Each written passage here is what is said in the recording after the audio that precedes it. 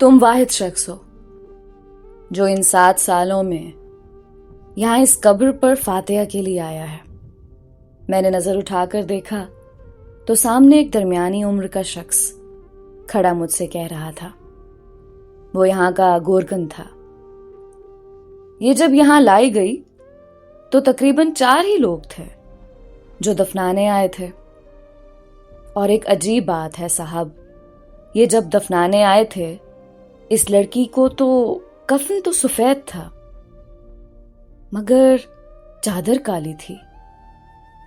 और फिर जब दफना दिया तो इसके कतबे पर यह नाम देखो, मीर साहिल लिखवा दिया।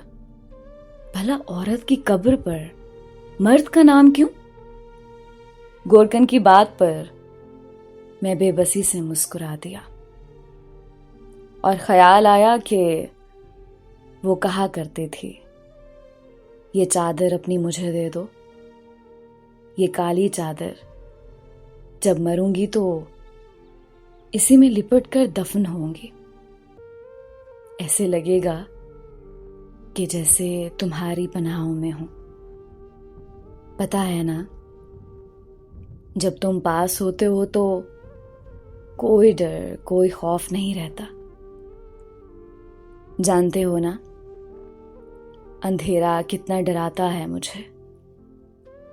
तो बस इसी चादर में ही कब्र में जाऊंगी ताकि तुम्हारा एहसास पास रहे और कोई डर बाकी ना रहे। और अपनी कब्र के कतबे पर तुम्हारा नाम लिखवाऊंगी ताकि कभी जो मैं तुमसे खो जाऊं और तुम्हें कहीं ना मिलूं तो किसी शहर खामोशा में तुम अपने नाम का कतबा देखो तो जान लेना वहां मैं ही सो रही हूं। गोरकन की आवाज आई और मेरा ख्याल टूटा। साहब, एक और अजीब बात है।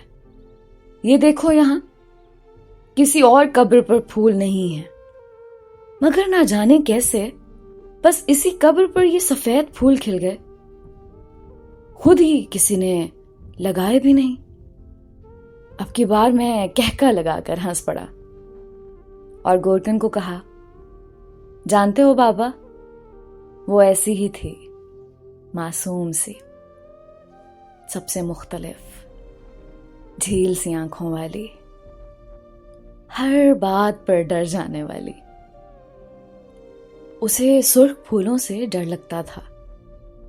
कहती थी, जब कोई बच्चा मां के पेट में ही मर जाता है तो उसके खून से सुर्ख फूल बनाया जाता है और सफेद फूलों से उसे इश्क था।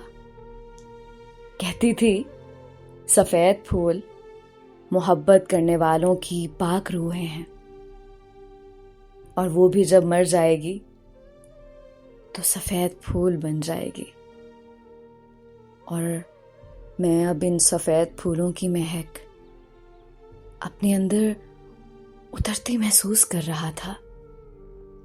गोरकन ने कहा, तुम इसके क्या लगते हो? मैंने कहा, बज़ाहिर तो कुछ भी नहीं मगर सब कुछ।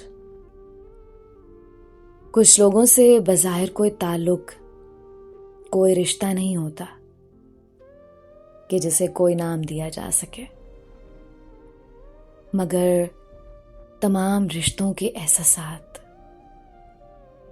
उसी के पहलू में सजदा करते हैं।